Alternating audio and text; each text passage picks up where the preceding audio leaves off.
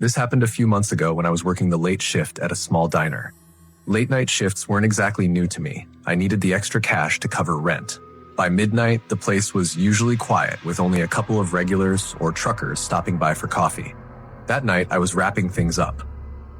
"Last table's clear," I told Carla, my manager, as I grabbed my coat. She just waved me off with her usual, "See you tomorrow, kid. Get home safe."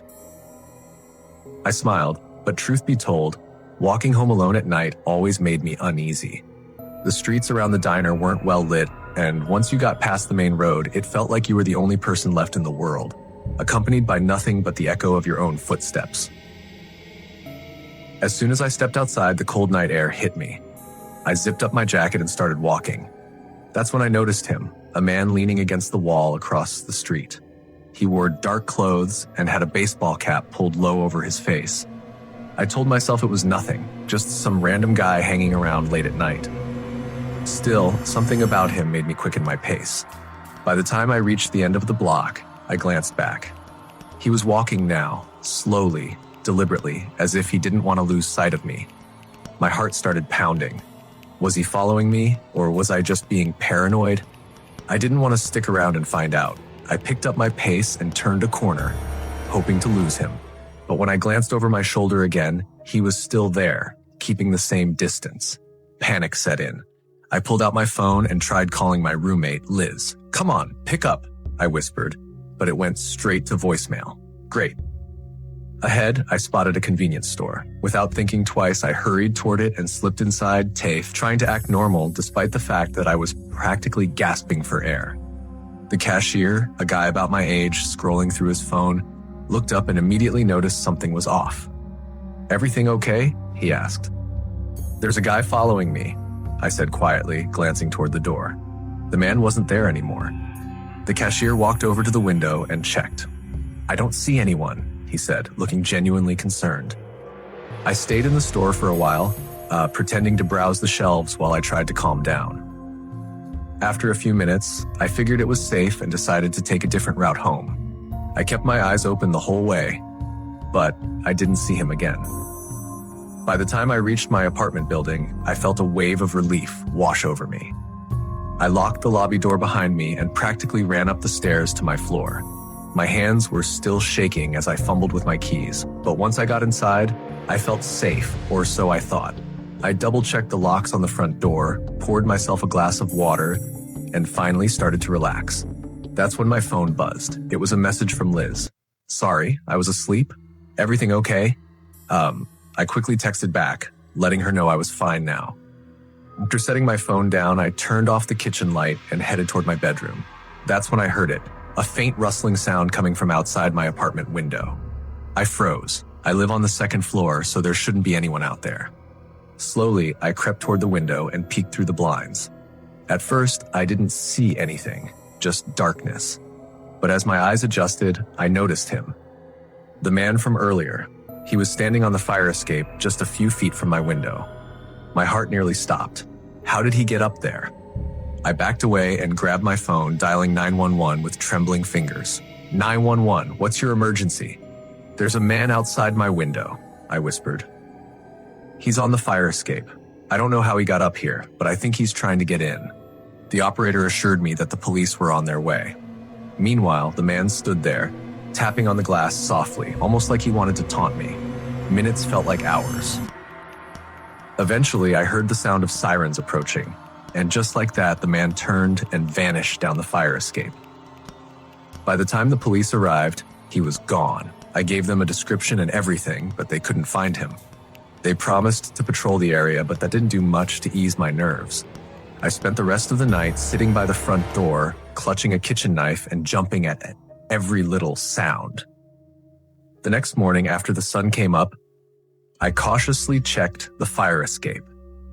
That's when I noticed something sitting on the window ledge, a crumpled receipt from the diner. He'd been watching me longer than I realized, and to this day, I wonder if he'll ever come back. The Kid During My Night Shift at 7-Eleven by David.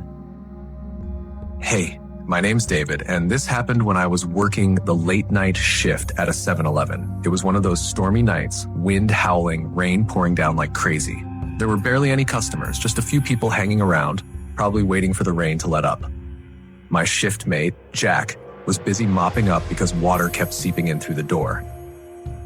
"Man, the shop's losing money tonight," Jack joked as he wrung out the mop for what felt like the 100th time. "At least we're still getting paid," I said with a shrug. It wasn't like we could do anything about the weather. We headed back to the counter, laughing about how pointless it was to keep mopping when more water kept coming in. That's when it happened. The door suddenly flew open with a loud bang. It slammed against the wall so hard that Jack and I barely dodged out of the way. We turned to see who or what had opened it, but there was no one there, just the wind howling outside. "Strong wind tonight, huh?" Jack said, trying to play it cool. I nodded, but something about it didn't sit right with me. A few minutes later, I noticed a kid standing at the entrance. He couldn't have been more than 9 or 10 years old. The kid looked rough, his clothes were torn, and he was drenched from head to toe. His skin had this strange, wrinkled texture, like he'd been standing in water for way too long. I felt sorry for him, so I didn't tell him to leave, and neither did Jack. The kid walked over to the ice cream section, leaving a trail of black water on the floor behind him. I could see Jack looking at me, clearly thinking the same thing I was. This was going to be a nightmare to clean up, but neither of us had the heart to kick him out. As I watched the kid struggle to open the fridge, I noticed something strange. His hands, his clothes, everything was covered in thick black mud. Before I could react, he turned to look at me, and I swear I saw black liquid streaming down his face like tears. His eyes were filled with sadness, like he wanted something but couldn't say it. I was about to step out from behind the counter when Jack's voice snapped me out of it. "Hey man, there's a customer waiting." I blinked, and suddenly the kid was gone. Just like that, no muddy footprints, no black water on the floor. Nothing. It was like he'd never been there at all. A few days later, Jack mentioned something that made my blood run cold. He told me about a street kid he used to give ice cream to, a kid who had drowned in the creek near our store. I couldn't believe what I was hearing. I told Jack, "Do you think that was his ghost we saw that night?" Jack gave me this weird look. "What are you talking about? No kid came in that night. The wind blew the door open, remember?" To this day, I don't know what to believe. But every time I work a late shift and hear the wind howling outside, I can't help but wonder if that kid will come back looking for something, or maybe someone. My Late Shift at the Warehouse by Eric. Hey, I'm Eric, and this story happened during my late shift at a warehouse. I worked the night shift packing and loading trucks. Most nights were quiet, and I liked it that way. Just me, a couple of other guys, and the faint hum of machines in the background. On this particular night, things felt off. It started with the lights flickering. Now, that wasn't completely unusual. The building was old, and we'd had issues with the wiring before. But for some reason, it made the place feel eerie. Around 2 a.m., I was working in the back corner of the warehouse where we stored heavy pallets. It was always a little darker there because the overhead lights didn't fully reach that section. As I loaded the last pallet onto a dolly, I heard something, a faint sound like shuffling footsteps. I froze and listened. Everyone else should have been up front near the loading dock. "Hello?" I called out, my voice echoing off the concrete walls. No answer. I brushed it off, thinking maybe it was one of the guys grabbing something nearby. I finished loading the dolly and wheeled it toward the dock. That's when I saw it, a shadow moving in the far corner of the warehouse. "Hey, who's there?" I called out again, louder this time. Still no answer. I walked toward the corner, feeling uneasy. The air felt colder, and I swear it was too quiet. No hum of machines, no clanking metal, just silence. When I reached the corner, there was no one there. But something caught my eye. A small pile of footprints in the dust, leading toward the emergency exit. At this point, I was freaked out. I radioed the other guys to ask if anyone was messing around. They all said no, and in fact, they were standing by the loading dock together.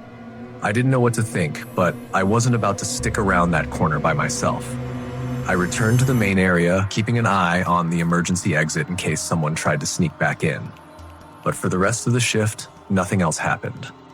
No more flickering lights, no shadows, no strange sounds. When the morning crew came in, I mentioned what I'd seen to my supervisor. He gave me a weird look and said, "That's not the first time someone's reported something like that. A few months back, a guy on the late shift claimed he saw someone wandering around, but when security checked the cameras, they didn't find anything." I laughed it off at the time, but honestly, I wasn't so sure. Was it just a prank, or was there really someone or something lurking around that night? I don't work the late shift anymore, but I still think about it sometimes. Whatever it was, I hope I never run into it again.